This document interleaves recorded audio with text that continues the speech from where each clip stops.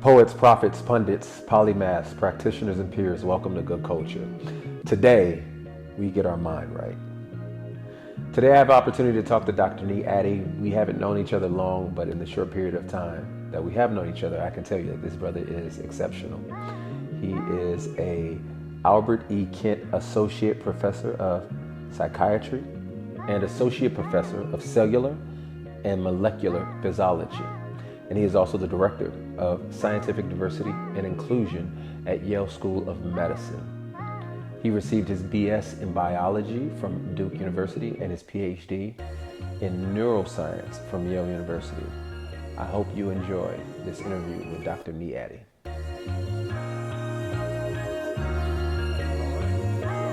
Here we go. All right, so Dr. Nii, once again, it's a pleasure to talk to you. Anytime I get to converse with you, it's a joy because I feel like I learn so much. I'm actually I'm using this opportunity for just self-counseling. So just bear with me. I know I act like this is a podcast and the other times we've talked this, but it's really for me. This is really for me. So thank you for indulging me, brother. Of course. Yeah, excellent. So you've done, dozens of podcasts. You have your own podcast, the Addy Hour, and you do a wonderful job of, I think, of navigating not only the spiritual life, your Christian faith, but also the academic world in which you maneuver in, the psychological world in which you're an expert. How do both of those worlds play together, or how do the tools of spiritual disciplines and also the psychological tools that you've discovered throughout your study, how does that help people who are wrestling with mental health issues or want to maintain good mental health, like proactive mental health? Yeah. Well, first of all, thanks again for having me. It's good to be in conversation with you again, even if this is a little self-counsel. It's a little mixture of both. And I mean, and sometimes that goes for me too, as I'm sharing things with folks. There's also things that I'm learning at the same time. So definitely appreciate your investment in this conversation. Yeah. That's a big first question, I have to say. A good first question. Okay. So I'll try and break it down a little bit, but I would say there are definitely ways that those two things go together, the psychological and the spiritual. And I've been fortunate and blessed to be able to have opportunities to kind of facilitate that conversation in different ways. The one thing I'll say is I think things are moving and people are being more attentive to those two pieces working together, but still there's this tension where sometimes people kind of get stuck in one mode or the other.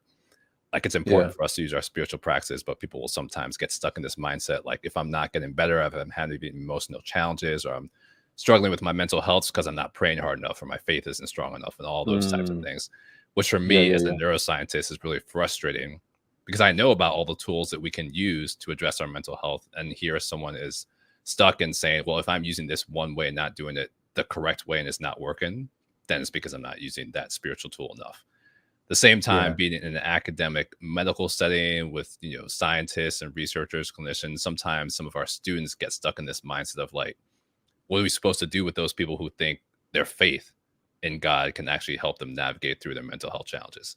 So then I get that side of things where I get frustrated about that, because again, people are dismissive about the power of God to work in communities and faith communities, to work through his power, through his spirit, and all these other different types of things. So I have been able to kind of jump into that conversation, partner with a lot of people, and bring those two things together. And just to make it succinct, we say it doesn't need to be prayer or therapy. It can be prayer and therapy, and it probably should be. Yeah. And that happens not only with our spiritual practice, but with other things. Sometimes people need medication. That might be something we jump into a little bit more, but that can also be medication and therapy. There's no kind of one size fits all when it comes to mental health. And we have all these tools at our disposal through the scriptures, but then also through what God has allowed us to understand about counseling, social work, psychology, psychiatry. And so we shouldn't ignore those things, and we can get into some details, but there's a lot of things that have actually shown that when you put those things together, it's more effective. If you have spiritual disciplines like prayer and you're going through counseling, that those things can actually enhance each other and help people move through challenges that they might be facing, or help people just maintain good mental wellness overall. So, okay, that's excellent. But how does someone know when to use what and how? So I know as an individual that I need to be praying, I need to be fasting. And we'll talk a little bit more about how those things are helpful to mental health. So I know that, but I also know that counseling is helpful. When do I know when I'm probably being deficient in one or the other from your perspective? Yeah. So I mean, twofold. Part of it, which isn't always satisfying to people, but it's trial and error too.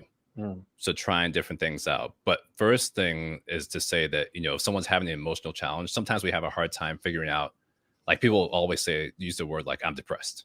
That doesn't mean people are actually clinically depressed, but they might be having a rough day or feeling down. So part of it is trying to understand what it means to actually have clinical depression or clinical anxiety, or just be kind of having a rough day.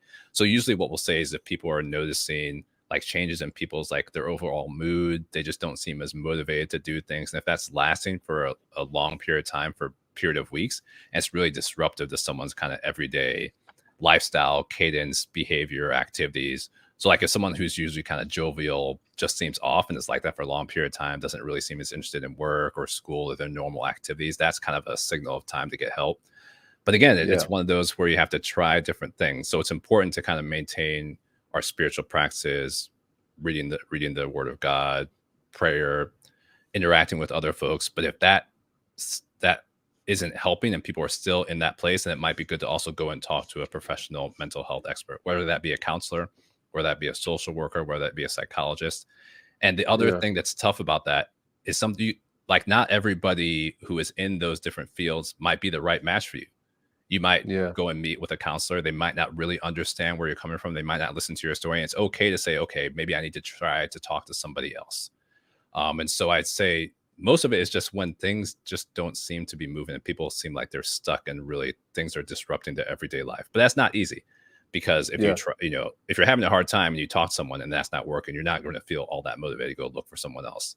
So that's when it's helpful to have someone who walks alongside you and maybe says, can I help you? Can I connect you with different people and different folks? And we'll talk about some of those specific resources too in this conversation. Yeah. So let me ask you this: like growing up, not growing up, when I became a Christian, I actually wanted to be a Christian counselor, and then I realized there were different schools of thought within Christian counseling.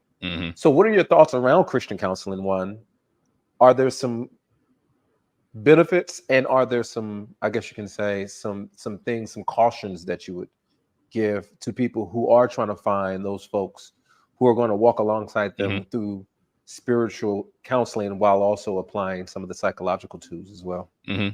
Yeah, definitely think there's benefits to Christian counseling, even though I myself haven't delved into it as much. But just to be able to kind of marry the two pieces, having it foundational in biblical principles, but then also tying in psychological principles as well. And there's a lot of evidence that shows that having those two things together can be really effective.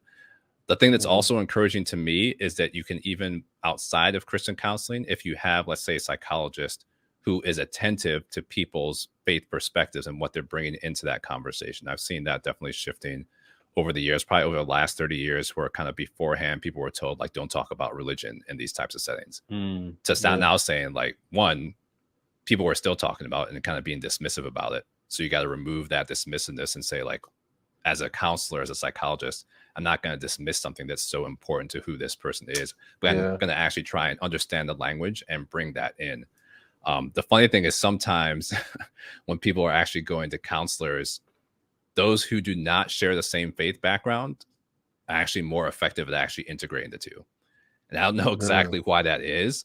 That's not to say that that happens in a Christian counseling setting, but that's to say that a lot of people are actually being more aware of the fact that we need to pull those two pieces together. And again, there's a lot of evidence that's showing that that's important.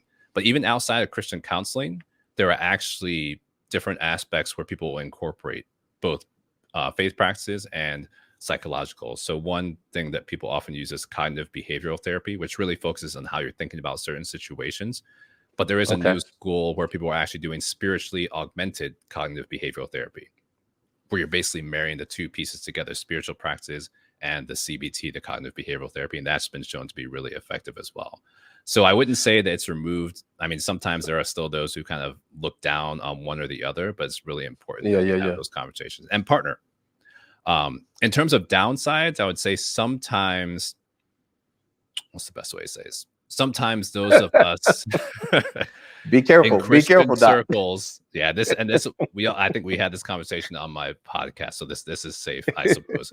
But the previous president of the American Psychological Association, Dr. Tama Bryant, who's also a minister and a believer, talked about having conversations with people who said that they came to her and they were having a hard time, and basically their pastor was like, "Why are you talking to those devil people? I already prayed over you." Just pray that thing out. Just as pray if it to out. say, like, this is the only option you've got.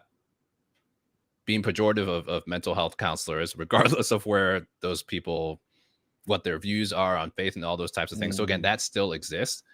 But then on the other side, I would say sometimes within the church, we try and take too much ownership. So trauma is another thing that comes up. And so sometimes someone in the church will be like, this is my domain. It may be well-intentioned, but oftentimes when people go through trauma, it's important to talk to somebody who has training in trauma counseling.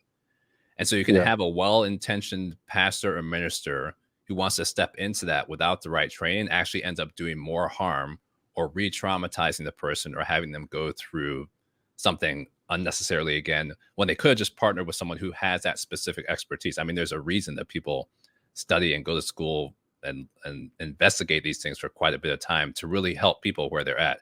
And so, not to say that God can't work through different people, but we have to be careful about being too overconfident in our ability to step into situations where we don't necessarily have all the training. Again, that's not to say that God won't call people to do that at certain times, but there's that's the discernment between, is God calling you to do this, or is this you in your well-intentioned but perhaps egotistical way trying to address something that you're not quite equipped to address? And hopefully people understand the context. I'm not trying to be pejorative. But I have seen, like, people have talked about just damage that's done to their lives, and that to me is very distressing. No, that's good. And speaking of being overconfident, I know when I've asked you questions in the past and you said, "Oh, this is not my area of expertise," you broach it with great humility. And so I love that about not only you, but people who are experts in a particular area. They were like, "Well, I know trauma is not my area of expertise, but I'm going to ask you a question around trauma." And I know you're going to say, "Well, trauma is not my area of expertise." However, we use that term like ubiquitously, like everything's traumatic, everything trauma.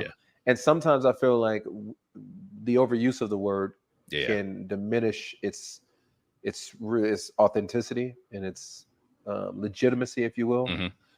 Could you help us? What is trauma, or how do you define it? How does the world of psychology, how do they define it? What's the best definition you've come across? And then also, how do we identify, I guess, big trauma and little trauma, as I'm sure you're going to kind of break down? Yeah. Like, what I'll do is I'll actually just give you all the standard definition from the American Psychological Association, which is a little bit on the academic side, and then kind of break it down a little bit. But there's this really useful resource called the American Psychological Dictionary of Psychology, or APA Dictionary of Psychology. And so there's a lot of terms there that they kind of break down and define for folks. And they do have trauma on there. So the way they define it, any disturbing experience that results in significant fear, helplessness, dissociation, confusion, or other disruptive feelings, intense enough to have a long-lasting negative impact on someone's life or their behavior or their actions. So when people hear that, it feels a little bit too global or too broad, but that's intentional. And that's actually helpful, because a situation that one person might go through may be traumatic to them, but not traumatic to somebody else. So, I mean, there are some things that are traumatic to everybody. So if someone has experienced verbal abuse, sexual abuse, mistreatment, abandonment, those types of things have long-lasting effects on many people. But for some individuals, like someone who maybe has been bullied for a while, that's going to affect everybody. For some individuals, that might actually be more of a trauma. And for others, they may be able to navigate that in a different way. So part of that is really actually the perspective of the person who's experiencing that, and knowing that and seeing that it's actually having a long-lasting negative impact on that person. A lot of times, like, one of the characteristics is just kind of a lack of control. So if you think about more of the traumatic, more of the like more severe traumas, like verbal abuse, sexual abuse, child abuse, like a characteristic of that is when you are the victim, you feel like you have lost control and you can't stop whatever traumatic thing is happening from happening. And that often has long-term consequences. People feel like a lack of safety in certain situations because kind of your sense of the world has been violated. Like what you thought was a safe environment no longer is. But at the same time, people can go through other things like I was saying, excessive bullying, or maybe someone like had a really big move in childhood and they felt like they never really settled into a new place. Like those can have long lasting impacts on people as well, and can kind of negatively impact their day-to-day activities, how they interact with other people, their behavior. And so those actually also fit into that category of something that's traumatic, and people often have to be able to work through. And there are kind of replaying things that people have. People get what we call hypervigilant in certain situations where they'll really tense up or not be able to kind of navigate through because all those intense feelings that are associated with the event, which might have been traumatic, will actually be coming up again as well. So that's just kind of an overview of how American Psychological Association at least defines trauma. What it seems to me, in some spiritual circles, cognitive behavioral therapy would be almost like a this is the best way that I can explain it. So it's almost like a prosperity, like a speaking things as though they were kind of. Yeah. What's the, explain that to me, because I know in a lot of theological spaces to speak positively and expect those things to come to fruition is almost like wishful thinking or wishful theology. But in what way could that actually be? Because we see when Jesus affirms positive thinking, right? And because of your faith, these things happen. However, how has this cognitive behavioral therapy, how has that been helpful? How can Christians see this as something useful without it being an offense to their particular theological background? Yeah. So, I mean, the cognitive behavioral therapy itself, it's vast. It focuses on different psychological challenges that people might be going through, but it really focuses on people's thinking patterns in certain situations. So if someone is, for instance, navigating through clinical depression, oftentimes there's a shift in someone's outlook on the world.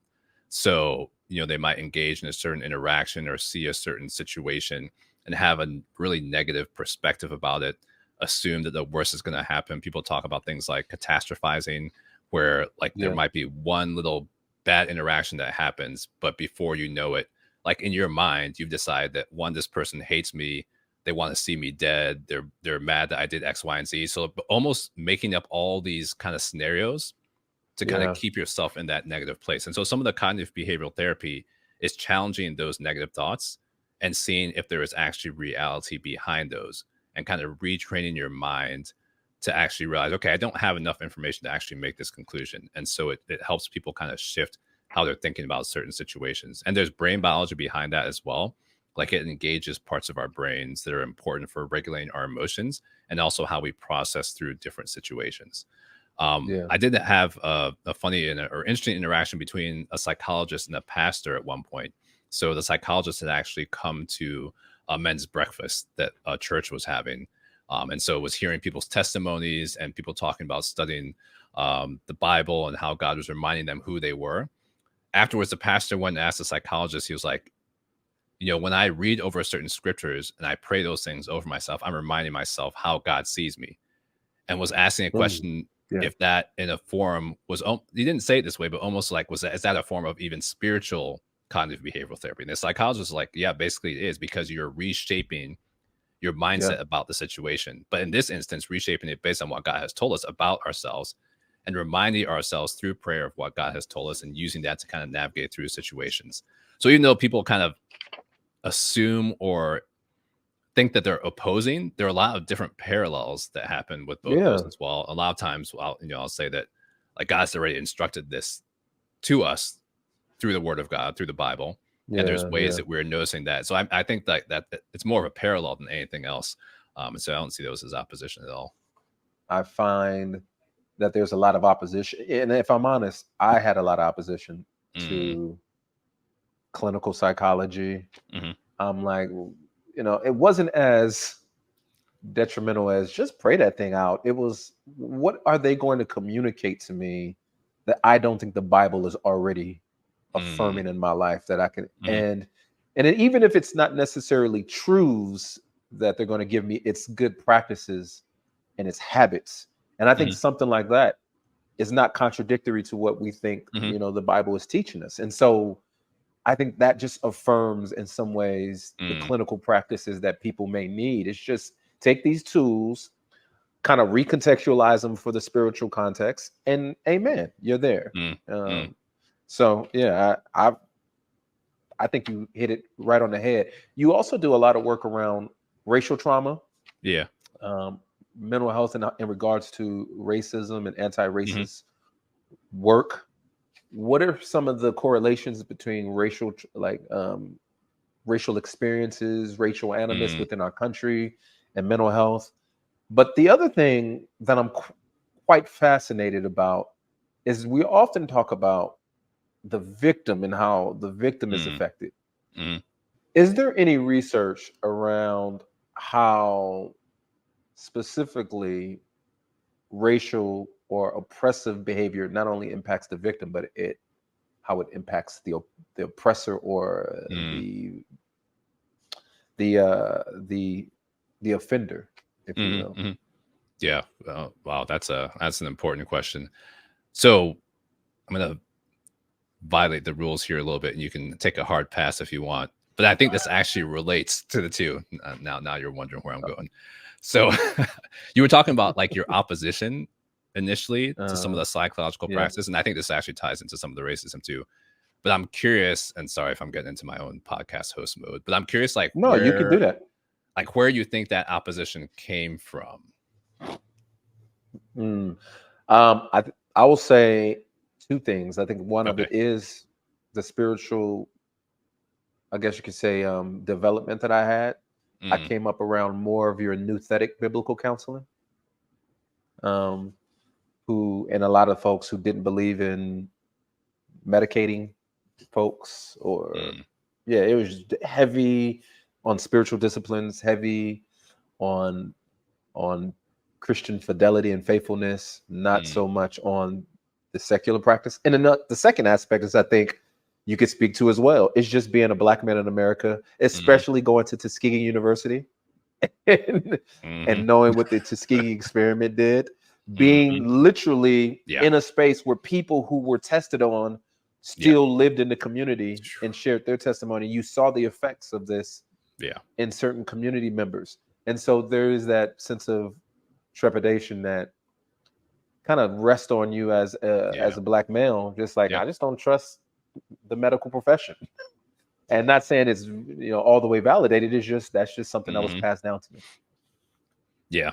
No, that makes a lot of sense. I mean, and like I said, it actually ties in to the question you asked too. One Yeah. point to make.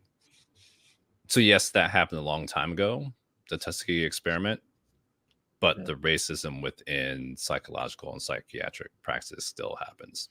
So that's the challenge Amen. between you have the history and you have the ongoing Yeah. racism, and that just continues to feed into things, which actually ties to your question about just the effects of racism in general. Because there's two things. There's definitely an effect of racism on mental health. So obviously, if somebody's experiencing that, like they were looking at a group of girls in a high school, um, black girls, African American girls, and noticing that like all the microaggressions and racism that they were experiencing was having a negative impact on their sleep, which was also negatively impacting their mental health. The school Yeah. was actually wise and actually had those girls spend time together, talking through it together in group therapy, and they got better. So their sleep Mm. improved. They were able to actually progress through that. It's not to say that the microaggressions decreased, but they had better coping strategies for moving through that. But that, like on a global scale, people have also looked at that. I mean, we look at the killing of black and brown individuals who are unarmed by police officers. Dr. David Williams did a lot of this work, actually looking at how that had negative impacts on the mental health of minority communities in the state where those people were killed for months beyond that event, even though those people did not did not experience that event themselves, but just being Yeah. part of that community and experiencing the vicarious trauma had negative effects on their mental health, and didn't negatively Hmm. affect those from majority populations who weren't seeing their people from their own backgrounds undergoing those types of things. So there's definitely a tie-in, but then it goes back to your first point too, because sometimes we have this kind of mentality that like we don't talk about our business with other people. What happens in this house stays in this house. And so even though we're experiencing the vicarious trauma, we often stuff it and don't actually move through it. And some of it is because of the reasons that you mentioned with the Tuskegee experiment, with just the history of psychiatry, some of the racist practices, and like initial psychiatrists, 150 years ago, saying that, Black people couldn't get depressed, and having this false mentality about, which, I mean, anytime I've talked to this, it's just nonsensical. Because, I mean, I've heard leaders talk about that now. So you think that a whole group of people that were oppressed, enslaved, trafficked to this country somehow are not going to be negatively affected by that and have more resilience than others. Well, not to derail where you were going, and hopefully you can pick back up. Yeah. But oftentimes, don't you think we perpetuate that within our own society, especially around Black women? Yes. Yeah, definitely. And so, I mean, that's something I always talk about with caution, because obviously I'm not a Black woman, but I've had so many colleagues who also talked about, one, the burden on the Black woman in so many instances to carry the load in a lot of ways, to carry the load in our churches, as prayer warriors, taking care of family. I mean, I know that's not the topic of this conversation, but just the challenge of Black men, and whether we're actually showing up where we should be and putting unnecessarily additional pressure on our Black women. So that piece is there too. But then sometimes that gets internalized, where Black women feel like they can't take a day off because they have to be that foundational support for the entire community and to keep the family moving forward, to, all those pieces. And some of that has been, I mean, it's multiple ways, but we have to be able to give our Black women the support they need and permission to say this is actually impacting them, which it is. And if I've talked with other Black female psychiatrists and psychologists, just to be able to step back and say, no, we actually do have to take that time to be able to heal, to be able to have our own emotional wellness, so that we can still be of support in the ways we are. So, I mean, I know that we're pulling in lots of different topics, but they're all related in a sense. So I think that's a really important point. You talked about vicarious trauma. I'm interested, as someone who sees the dangers of social media, and I know, once again, you're not an expert in social media and depression and its relations and its correlations, better yet. But I see this through social media, but not just social media. I think this is just the way we engage the news and information. I guess the question is what role does the constant exposure of information, both positive and negative, play in shaping the cognitive process and emotional responses in our brain? Yeah, I mean, it's really important. So Dr. Alfie Breland-Noble, who some folks may know of, who's a clinical psychologist, mental health expert, talks about this a lot. So just like, let's start even just with the vicarious trauma piece of things. So with all the unjust killings that were happening, with the constant news cycle, like, you can get stuck kind of in this rabbit hole of, click on this story, scroll. Like, all that is impacting you. Like, you don't need to consume that much negativity all the time. And people feel like, well, it's important to be aware of what's happening, but that also is having effects. And if you're constantly, like, some people will make choice about, do I need to watch that video or do I not need to watch that video? Do I just need to know what happened? Like, that can actually impact your brain and how you respond to other situations. So that vicarious trauma, those negative experiences, like, people like to throw around the word plasticity, but like everything that we go through on a day-to-day basis, good experiences, bad experiences, those can also change firing patterns, activity in our brain, and impact how we react to those things in other situations. So we do have to have some level of discernment and caution there too. But at the same time, I mean, that can happen with just, social media in general, whether we're, trying to live up to some type of curated life, whether we have changed our expectations about how things should or should not go. I mean, there's a lot of research that we've done and others have done, actually looking at how our brains respond to expectation. And people think about dopamine being important for reward, but it's also important for expectation. You can see increases in dopamine when you expect something good to happen, and different changes in dopamine if you're expecting something good to happen, but it didn't happen. So I don't know if people have done this research specifically, but think about how many likes did I get on this video or this post, or, all those types of things that we kind of get wrapped into. And that's actually impacting our brains. It's also impacting how we kind of navigate through life on a day-to-day basis. And it gives us a false sense of reality where we're expecting things to actually happen a certain way in our day-to-day lives that are not the way things actually happen. Like, life online is not life in real life. And so that definitely is something. But it doesn't feel like that. It definitely does not feel like that. The way that the way that people live. And maybe you can speak to this. It's not only that we're inundated with this, it's our need to feel like we have to speak to it and also solve it and be, I guess, advocates for every issue. And what does that do to our mental health when we feel like every issue that comes across our scroll, or we scroll up, or comes across our platform, we need to be the agents of reconciliation for every issue? What does that do to our mental health? I mean, just bottom line is it's not healthy. Yeah. And that's hard for people to hear because the issues are real. And so people don't want to feel like they're ignoring something that's happening in someone's life. But like I kept seeing this, like just with students during the pandemic, because there was so much going on, but so many students were going like 1,000 miles an hour, trying to address every single issue that came up without actually realizing that they were wearing themselves thin. Then all of a sudden, like you just see people's anxiety rising, and then people can't like go about their day-to-day tasks the way they should be because they're so consumed by everything else that's going on. I mean, even as you talked about life online. So it's important to know what's going on in the world, but there's also things on the internet that aren't true that people get wrapped up in. And so now you have something that's perpetuated, it's something someone is really worrying about. So you're already engaging like your fight, flight, or fear response in your brain, going down that road, getting overly consumed by it, to realize like, oh, that's some made up information that wasn't even a real situation. So let alone when you do have real situations and wars and things that are going on that people also get wrapped up in. So, I mean, it's still good to address those things, but people didn't realize that they were just spreading themselves so thin that they didn't have any more emotional wellness. And so for everybody, that can cause increased anxiety, increased challenges with regulating emotions. For those who are navigating through mental illness, I mean, 1 in 5 individuals in the US is living with a mental illness. It just exacerbated or made those things worse. So if someone already, is struggling with anxiety, you're going 1,000 miles an hour, spreading yourself thin. All those things are going to be harder to move through. So a lot of that just took telling people like, take time to pause and to reset. And I mean, that's scriptural too. Like we're called to take a day of rest, but it's so hard for us to do that when we see injustices, and then we feel guilty. Like, oh, well, I can't take a day off. I can't rest because this injustice is happening there. That's true.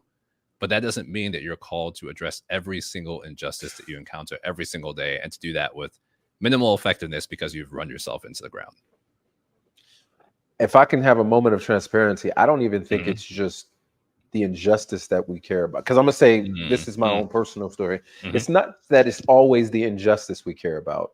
It's once we've established a brand that, hey, I am the type of person who cares about injustices. Now I have to care about all injustices that my friends think I should care about. And how do we re-engineer as a society? And I know this is not your area of expertise, but maybe you could just speak to it as someone who has to counsel, not only professionally, but you have to, counsel students and how they socialize with the world. How do we re-engineer people to say, hey, look, I know all your friends are out marching today. I know tomorrow there's another protest against a different issue. And I know next month is women's, liberation. But you can't. Sometimes you're just going to have to disappoint people. Sometimes you're just going to have to just say, you're going to have to sit this one out. You're going to have to deal with the FOMO, right? How do we get to that place as a society where we don't care so much about what people are thinking about us when it comes to very important issues, but then also protecting our mindset and resting? Yeah. That is a complicated answer. So I'm gonna try. People overuse the word nuance, but unfortunately there are nuances to this one too. So I feel like with students, it's important for me to counsel people and to help people realize, like you said, you don't have to address every single thing. And sometimes it's okay to kind of sit back. That doesn't mean that if you're in let's say you're in one-on-one conversation with someone. So let's pick this a very challenging hot topic, the Israeli-Palestine conflict. Like say you're interacting with folks in the classroom, your classmates who are Israeli or Jewish or Palestinian or Syrian, whatever the case may be. Taking a step back doesn't mean that when you are interacting with those folks that you just pretend the atrocities aren't happening. And you don't show any empathy. But it might mean that you don't go, let's say there's 7 marches happening on your campus or in your town. It might mean you don't go to every single one of those marches that week and then get to a place of exhaustion. So you have to be able to take that time, like you said, and to say that I can be with you and for you without being called to speak on every single situation where there's an opportunity to speak. Because I think sometimes, like you mentioned, there's the branding, sometimes there's the guilt, and sometimes it's more internal, just being like, well, I feel like I got to do something. And that actually becomes the driving force rather than, unfortunately, the atrocity that's actually happening in and of itself. Yeah. So the reason I say it's complicated because so sometimes silence isn't the right word, but sometimes sitting back can be good. At other times, and this is when I'm interacting in my leadership circles, silence is bad because you are saying something by your silence. If something is happening and you never address it, you just always watch, but there's something that happens to a different community and you speak up on that, you're speaking volumes by where you choose to not speak. So that, in that sense, and that, granted, that's more from a leadership standpoint of people who may be in leadership positions. So I don't know if there's an easy answer to both of those, but that's kind of how I counsel students. I find that pastors, most of their job is not just preaching and teaching from the pulpit, but it's the counseling of people's daily lives, frustrations, fears, traumas, etc. But very few pastors, I would say, go on a limb, just from my own personal research, an overwhelming amount of pastors are not qualified to be counselors. So from your vantage point, as someone who is actively involved in the church, but also a professional when it comes to psychology and counseling, what would you encourage churches to do in being able to help people who are dealing with mental health issues? How can we be aware of mental health issues? What are some resources that churches should be providing? Basically, if you could just walk into a church, survey it for about a month and say, hey, here's what you need to do, what would you say to these churches? So the easy way for me to answer this question is actually by example. So there are a few churches that I've seen, not to say that they're the only ones, but colleagues I know who are doing this really well.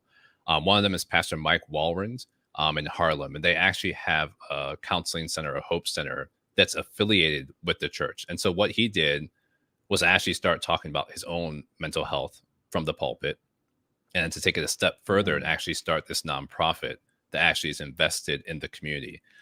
The other thing that he mentioned, which I thought was on point, was just his own experience going through seminary. I think he said he had maybe one counseling related class. And so he was basically saying you have all these pastors and ministers who've gone through seminary, but they don't actually have that part integrated with their seminary training. So like from a practical standpoint, and this is not something that I have the, I'm not in those circles, but it seems like that's a ripe opportunity to actually integrate across the two and actually bring those things together. I have another colleague, Dr. Warren Kinghorn, who's at Duke in the psychiatry department there, but he also has an appointment in the divinity school. So someone like that who can actually bridge between the two worlds and pull those things together in terms of resources. I also have colleagues who've been doing that here in New Haven in Black and Latinx churches. So Dr. Ayanna Jordan has actually started a project where they're actually providing addiction services within the church setting. So partnering with pastors. And again, this is someone who is already involved, who is already a member of certain churches. So not coming as an outsider, but saying, here, this is something we can do together. And they're actually seeing better rates of recovery when they bring those services to the church versus when people are asked to come to different academic settings, because it's home turf in a sense too. So I feel like there's a lot of creative ways that people can do that, but there are also some good resources out there as well. So one that I often mention is the Mental Health Guide for Faith Leaders. In the title, it's written for faith leaders, but I think that's something that's really applicable to everybody. I've read through it, and there's so many practical pieces that are in there that kind of help people kind of walk through some of these different things. There's also the National Alliance on Mental Illness, NAMI. So NAMI.org. They have chapters all over the country. It's a grassroots organization, and they often provide services and resources, support groups for people who are going through mental health challenges, but also their family members and loved ones. And they also talk a lot about integrating spiritual and psychological practices. So I think that's another great organization. But I mean, bottom line, it really just comes down to collaboration. And that's not always easy to do, but I think there are different ways that pastors and ministers have actually gone to mental health services and actually sought that out and tried to collaborate together, trying to provide some of those services in their churches. Some churches will have counselors that they're affiliated with who can actually meet with parishioners or congregants and things like that. And so I think as much as we can continue to pull those things together, the more that we'll do to really serve people the way that God has called us to. Amen. All right. So if I was to say, hey, Dr. Addy, I need you to preach a sermon, because oftentimes we talk about, a lot of people talk about mental health, but it's divorced from real biblical like text. If I were to say, hey, I want you to come preach a sermon at my church or lead a Bible study or whatever, what would be a couple scriptures that you would probably like, hey, I got this sermon in my back pocket. This is what I'm preaching on today, that deal directly with mental health from a biblical framework? Yeah, I mean, the first verse that comes to mind sometimes surprises people, but from Hebrews 10:25, talking about community, 10:24 and 25, reminding us that we're called to be in community with one another. And so people are like, okay, community, why are you talking about community and mental health? But there's so much that comes from actually being in community. So, I mean, from a biblical perspective, from the psychological and neuroscience perspective, like there's a lot of research that's showing the benefit of us being in community, how that releases certain molecules in our brain. Oxytocin is one that people might have heard of. That's really important for the bond between mother and child, but it's also important for the bond among people who are within the same group. It actually helps people like console each other better. I mean, if you do a Google search, you'll probably find like 15 different things you can do to boost your oxytocin. There's a professor who says, you need to get 8 hugs a day and that's going to boost your oxytocin. I mean, there's all these remedies out there to say, but it is something that is biological. There's also a professor out there. There's also a professor out there who say you can take heroin. That's true. We might have to have a follow-up conversation about that one. But I mean, there are definitely benefits. Yeah, benefits to being in community, just in the ways that we console each other, and that actually has positive impacts on our brain too. Like it engages the parts of our brain that are important for reward. Those are the same parts of our brain that are activated if we use substances, or if we're eating our favorite chocolate, or when people are having times of intimacy. So it's almost, I mean, God has designed us in a way for us to have healthy ways to actually activate those parts of our brains, which can actually help us move through life and just have good emotional wellness. The other passage that comes to mind. Go ahead. Send that answer to my wife so that we can have good mental health practices. Hey, woman, look, this ain't me. Don't say Dr. Nii has told you. I knew that was the second part of that. But the other verse I often preach on is Philippians 4:6 and 7, where Paul is encouraging the Philippians, do not be anxious about anything. But in everything, by prayer and petition, submit your requests to God. And the peace of God, which transcends all understanding, will guard your hearts and minds in Christ Jesus. So, I mean, so powerful. Yeah. At the same time, God's called us to pray and to have that peace. But I think the challenge comes is when people say, okay, do not be anxious about anything. And then they feel like, okay, I'm anxious, I'm sinning. The word says do not be anxious. And then people get stuck in a whole negative spiral. But again, if you go back and look at the context of that, the way that I interpret that verse, that's not to say that we will never be anxious. It's more so telling us how to actually respond when that anxiety comes. Like as a human being, the way that God has designed us, there are going to be things in life that makes us anxious. Sometimes that's to our benefit. If I'm walking across the street and there's a car about to hit me, I want to feel a little anxious and actually like run out of the way and not be like, do not be anxious. And I'll just sit here and I'm going to get hit by this car. I mean, obviously that wouldn't happen, but we have other things in life that are like that we need to have a little bit of anxiety and kind of get ourselves right. If you have a really important test, you don't want to be just casual and be like, yeah, so I had this test and I didn't study and I failed. And there are things like that, but it also gives us instructions about how to approach that anxiety, especially when we take that to God and we have God's peace.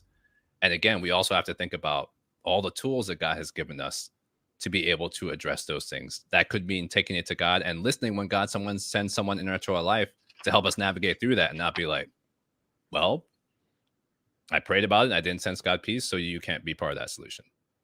Yeah. Anyway, I went a little long. That's good. No. One more question that is really, this is truly for my own personal counseling. So, but I think it's going to be helpful. And I really don't even know how to ask this question. And so I've been through counseling, through my own personal counseling, and learning a little bit about attachment theory. I've learned that I have an anxious disposition, so I usually deal with it. And what are some ways you talked about how anxiety could be good in at times, I guess. Could you explain a little bit of what attachment theory may be to those people who are, and the different types of, I guess, labels that come under it, and how there is, I guess, golden shadow in some of that? So, I mean, as far as I understand, it goes kind of back to like people's early childhood and how they formed initial relationships. And then that also impacts how people form future relationships, and whether they feel certain ways, if they ever start to feel abandonment in any sense, shape, or form from certain people. And so, I mean, all that, and again, being a neuroscientist, like that all impacts the brain too. So like if someone, let me go the other extreme. If someone like did not have strong attachment when they were growing up, and let's say they had a parent or parents who abandoned them, they may walk into a certain relationship and have a really high sensitivity, or, you know, like to be academic, like a low threshold for any sense of abandonment. Like someone showed up late for this meeting, that means they hate me. They, you know, whatever that whole list of things may be. Maybe they just overslept. Maybe they didn't hear their alarm. But like having that kind of foundation can impact how someone goes through life on a day-to-day basis. And part of that is because just of what happening is conditioning is something that happens in the brain where you associate like a certain stimulus or things you experience in your environment with a certain outcome. So it almost becomes automatic.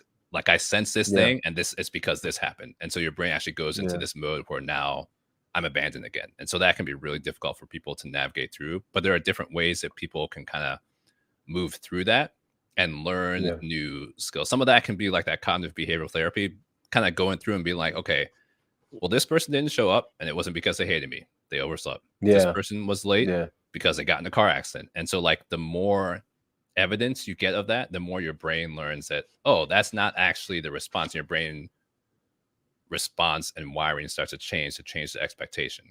But people can also do that through psychology. I mean, some of that can come through prayer and spiritual practice. So there's all these different ways that can help people navigate through. I know we haven't talked much about medication, but that's something that can often be helpful too. Again, for a lot of us in our, I was told that's like, the devil. That's the devil. So we don't talk about medication. Exactly. So. And then that just keeps people at a certain, because even sometimes, I mean, sometimes it's temporary. Like someone, so like we do a lot to study what happens in the brain. There's a specific neurotransmitter called acetylcholine, which is really important for our muscle movement, but it's also in our brain. Like if I gave you a pill that like jacked up your levels of acetylcholine, like you're going to have depressive behavior and you're going to be more anxious. So that also means that if someone has experienced something that causes those levels to be higher, they will probably also be that way. Sometimes it might be helpful to take a medication that drops those levels a little bit and help someone actually engage in therapy. It might make it more effective. But again, we're like, we can't really touch that. I mean, once again, I know you have an area of expertise. I have 2 boys on the autism spectrum. What are some healthy practices that maybe the parents can use in order to maintain mental health? But also, is there anything that you've probably come across in your reading, your research, your study, your colleagues that mental like practices, even though our kids may process certain things differently, whether it's sensory sensitivities, maybe they're nonverbal, but what are some things that we can probably do to help them with some mental stability, I guess you can say, if that makes sense. Yeah, it does. I mean, for the first part, I think it's really important. This goes back to that whole idea of community, for parents to actually have community with other people who have similar experience. One, just because I talked about the importance of being in community, and there is this whole thing of like being around like-minded individuals, like just the way that we're designed, it's easier for us to actually form type bonds. And then we can actually learn from each other too. Like, oh, well, I had this situation with my son or daughter and I addressed it this way. Someone else addressed it a different way. We can actually learn from each other. There's almost a different sense of, so one of the things about community is being around people that you have shared experiences with. and there's almost Yeah. a sense of elevation and reward that can come from that. So I think that's really important. And then just in terms of like the mental health of the caregiver, like those support groups. Yeah. For caregivers, it's often hard to feel like you have permission to pause. Yeah. And I've talked about this with other pastors who have tried to, again, counsel people in their congregations, especially people who have kids who are neurodiverse. Like, you feel bad taking any time off, when in actuality, taking that Absolutely. time off, even though it takes work to get someone to help, will actually help you be more present when you're dealing with the challenges that come with having a kid that has neurodiversity or other challenges, because you've taken some time to kind of refresh. Even though that, I mean, that refresh is a little bit of a sacrifice. Like, you had to sacrifice your time with your child, Yeah. but it's actually to your Yeah. benefit and to your child's benefit, even though it's really hard mentally to kind of get to that place. I mean, for the kids themselves, are a lot of different practices that people will talk about. I think some of them is just actually learning what works well for your child, because some of it is similar to what we would say for emotional wellness for anybody, like being able to have a time to like take a pause and a reset. Yeah. I mean, with so many Yeah. things, with kids in general, but anything that is around psychology or psychiatry or neurology, as a parent, sometimes you want to like just kind of jump in and fix it and like be like, well, you got to do it this way, you got to do it this way. And just realizing that sometimes there can be a time to, not pejorative, like a timeout, but like a timeout to just kind of pause, let your child reset, let yourself reset. And so, I mean, there's more practical pieces people would share for specific challenges, but I think that's kind of a global comment on that very challenging No, that's good. That's day-to-day good. situation. No, yeah, absolutely. I found that it used to be hard for my wife and I to get a kind of like a respite, but now it's not. It's I think you have to deal with it. Yeah. You have to learn how to deal with the shame and overcome the guilt of feeling like you need this. And I love your answer around community, because it's not only do we use this community for encouragement, for resources, maybe these people, some folks point you to resources for love, but you also need people who are willing to say, I'll watch your kids for a day. Like, hey, I'll send them over here. And I think, if anything, that is probably one of the major tools that community can provide, is just saying like, hey, I know you need a break. I'll send them over here. And you know what? I know they may run through the house doing all their little interesting idiosyncrasies. It's okay. It's okay. Thank you so much for your time. It's been a blessing. It's been a privilege and an honor. And I am all the wiser for spending this time with you. No, thanks so much for having me. Those are great questions, by the way.